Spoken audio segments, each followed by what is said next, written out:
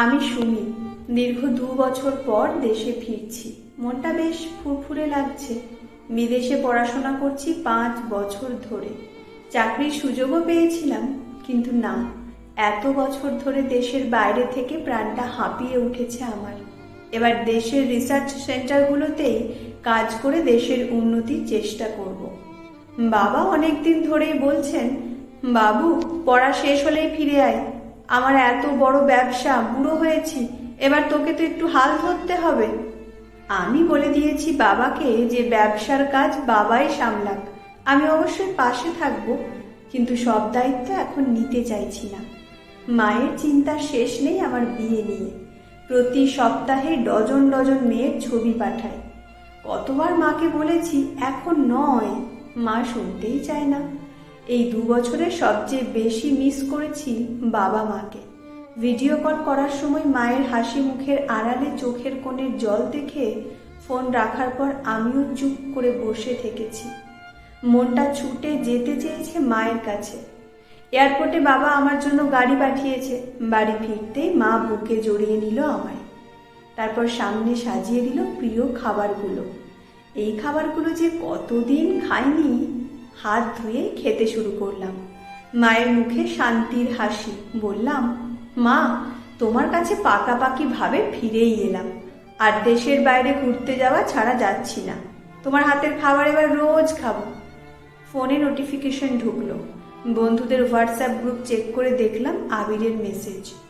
এতগুলো বছর পর স্কুলের রিইউনিয়ন, সবাই আসছিস তো?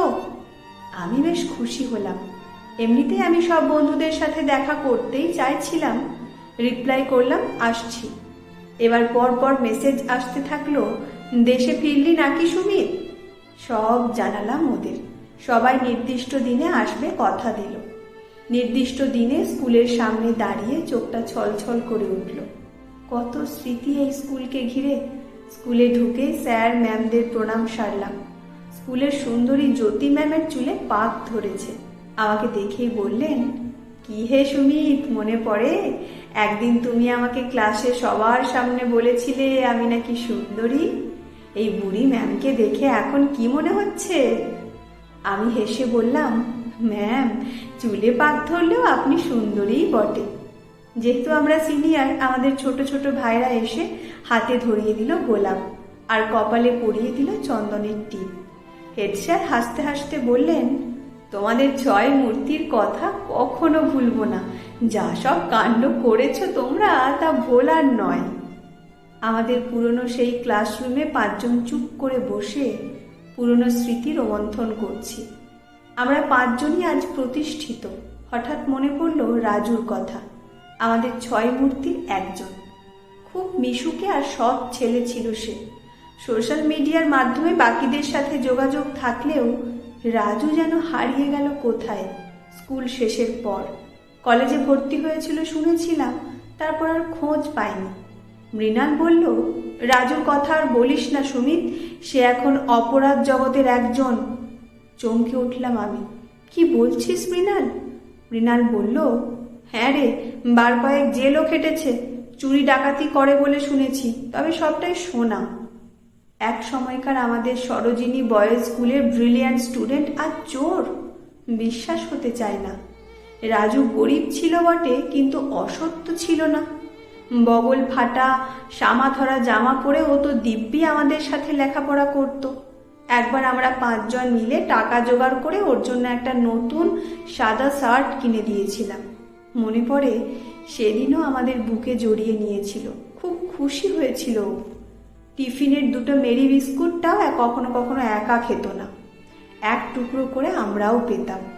একবার স্কুল থেকে বেরিয়ে চোখে পড়েছিল এক ছোট্ট কুকুরছানাকে একটা গাড়ি ধাক্কা মেরে বেরিয়ে আসছে বোধহয়। যন্ত্রণায় ছটফট করছিল সে। তখন পরম মমতায় ওই রাজুই বুকে তুলে নিয়েছিল তাকে। মায়ের জন্য টিফিন বক্সে গুছিয়ে নেওয়া সরস্বতী পুজোর নিজের ভাগের খাবারটাও রাস্তায় পাশে বসে থাকা ভিখারি বৃদ্ধাকে হাসি মুখে দিয়ে দিতে দেখেছি। আর সেই রাজু চোর? অনুষ্ঠান শেষে সবাই ঠিক করলাম রাজুর বাড়ি যাব। আমরা গাড়িতে করে 5 জন মিলে খুঁজতে খুঁজতে চললাম রাজুর পুরাতন ঠিকানায়। কয়েকটা পাড়া পেরিয়ে গাড়ি রেখে অলিগলি দিয়ে হাঁটতে হাঁটতে আমরা 5 জন চললাম। আমাদের পরনে দামি শার্ট, ব্লেজার, বুট। বস্তির লোকজন বেড়ার ফাঁক থেকে আমাদের দিকে অবাক হয়ে তাকিয়ে আছে দেখে খুব খারাপ লাগলো। একবার এসেছিলাম বহু বছর আগে রাজুর বাড়ি। সেদিন রাজুর মা পায়েস বানিয়ে খাইয়েছিল। জিজ্ঞেস করলাম, রাজু দাসের বাড়িটা কোন দিকে? একজন বলল, কোন রাজু? এই বস্তিতে তো অনেক রাজুই থাকে, তাকে খুঁজছেন? একজন বলল, কোন রাজু? এই বস্তিতে তো চোর রাজুই থাকে, তাকে খুঁজছেন? বুকটা যেন মোচড় দিয়ে উঠল। বললাম, হ্যাঁ। লোকটা বলল, তা বাবুরা আপনাদের কিছু চুরি গেছে নাকি? বললাম, না, বাড়িটা দেখিয়ে দিন। লোকটা আবার বলল, আপনারা কি পুলিশের লোক? ও তো বারদিনে জেলও খেটেছে। আমরা 5 জন এগিয়ে গেলাম রাজুর বাড়ির দিকে। দেখলাম বেড়ার ধারে বসে রাজু ভাত রাঁধছে। আমাদের থেকে অবাক হয়ে তাকিয়ে রইল। আমি প্রথম বললাম, কিরে রাজু, 5 মূর্তিকে চিনতে পারছিস না বুঝি? রাজু ছুটে এসে আমাদের জড়িয়ে ধরে কেঁদে ফেলল, ঘরে নিয়ে গেল। আমাদের কোথায় বসতে দেবে এটা নিয়েই ও অস্বস্তিতে পড়ে গেল। আমরা বসলাম একটা চট পেতে। দেখলাম ঘরে ওর অসুস্থ মা বিছানায় শুয়ে। ও বলল, ভাই, আমাকে আর বন্ধু বলিস না তোরা, আমি যে চোর, জেল খাটা এক আসামি। প্রলয় এবার বলল, সে তো বুঝলাম, কিন্তু তুই পড়াশোনা ছেড়ে এ পথে গেলি কেন? রাজু বলতে শুরু করলো, তোরা জানিস তো, উচ্চ মাধ্যমিকে ভালোই রেজাল্ট করে কলেজে ভর্তি হলাম অনেক কষ্টে। তোদের কলেজ আর আমার কলেজ আলাদা, তাই যোগাযোগ রাখতে পারিনি। তখন ফার্স্ট ইয়ারে পড়ি সবে। জানিস তো, বাবাই একমাত্র রিক্সা চালিয়ে রোজগার করত। বাবার অ্যাক্সিডেন্ট হলো, সরকারি হাসপাতালে ভর্তি করলাম। অপারেশনটা হয়ে গেল, কিন্তু দামি দামি অনেক ওষুধ লিখল ডাক্তারবাবু, না হলে বাবা স্বাভাবিক হবে না কখনো। আমার এদিকে সব টাকা শেষ। বাড়ি বাড়ি গিয়ে হাত পাতলাম, কেউ সাহায্য করলো না। আমি মরিয়া হয়ে উঠেছিলাম, হয়তো তোদের ঠিকানা ঠিকঠাকভাবে জানলে তোদের বাড়িতেও চলে যেতাম হাত পাততে। 2 দিন বাবা ওষুধ পায়নি। একদিন ভোর রাতে দত্তদের বাড়ি গেলাম, ওদের অনেক আছে। বাবা রিক্সাটা চালিয়ে যে টাকা রোজগার করব তাও হলো না। দত্তবাবু মিথ্যে দাবি করলেন বাবা রিক্সাটা নাকি ওনার কাছে বাঁধা রেখেছেন, তাই কেড়ে নিলেন। সেদিন রাতে রিক্সাটা নিয়ে পালিয়ে আসতে গিয়ে ধরা পড়লাম, জেল হলো। ওষুধ না পেয়ে আর আমার চিন্তায় চিন্তায় বাবা মারা গেল। জেল থেকে ছাড়া পেলাম যখন, তখন আমার পরিচয় হয়ে গেল চোর। এখন এই অসুস্থ মাকে নিয়ে আমার সংসার। মা উঠে বসতেই পারে না। কাজের চেষ্টা করেছি, চোর তো, তাই কেউ বিশ্বাস করে কাজ দেয়নি। মাকে বাঁচিয়ে রাখার জন্য কয়েকবার চুরি ছিনতাই করেছি, ধরাও পড়েছি 2 আমি চোর রে চোর, জেল ফেরত একজন আসামি। আমাদের সবার মুখ বিষণ্ণ। আমরা আজ বুঝতে পারছি মানুষ অপরাধী শখ করে হয় না।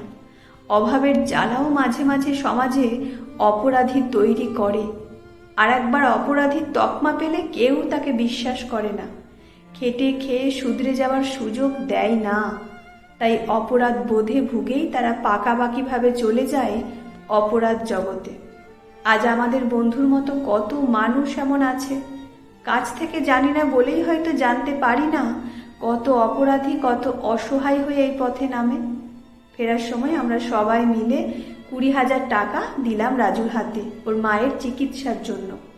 ও প্রথমে নিতে চায়নি, তখন আমরা সবাই একসাথে বলে উঠেছি, বিপদে বন্ধু তো বন্ধুর পাশে থাকবে। আসার সময় ওর হাতে দিয়ে এসেছি বাবার কোম্পানির একটা কার্ড। বলেছি, যেদিন হোক অফিসে গিয়ে বাবার সাথে দেখা করতে চেয়ে নিজের নাম বলিস, আমি তোর কথা বলে রাখবো। তারপর সবাই মিলে বিদায় নিলাম।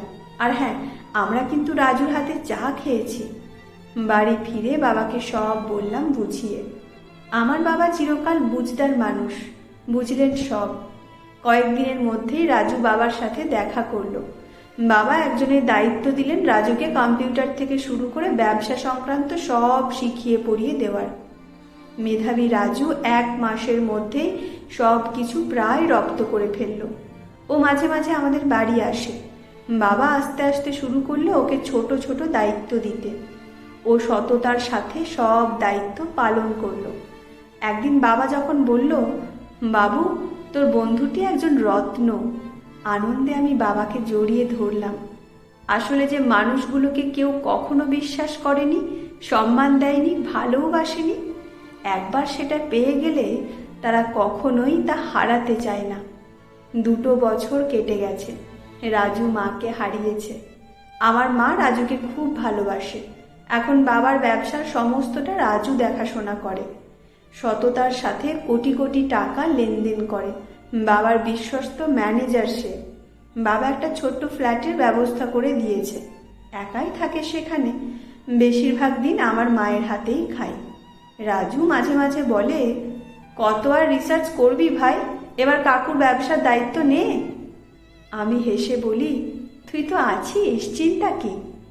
রাজু নিজের মাসের মাইনের বেশিরভাগ টাকা দুঃখী মানুষদের দান করে। রাজুর বস্তির বহু গরিব ছেলে মেয়ে পড়াশোনার খরচ রাজু চালায়। আমাদের রাজু আগের মতোই দয়ালু। আসলে ভালো মানসিকতা কখনো বদলায় না। বস্তিতে এখন রাজুর পরিচয় চোর হিসেবে নয়, গরিবের ভগবান রাজু বাবু হিসাবে।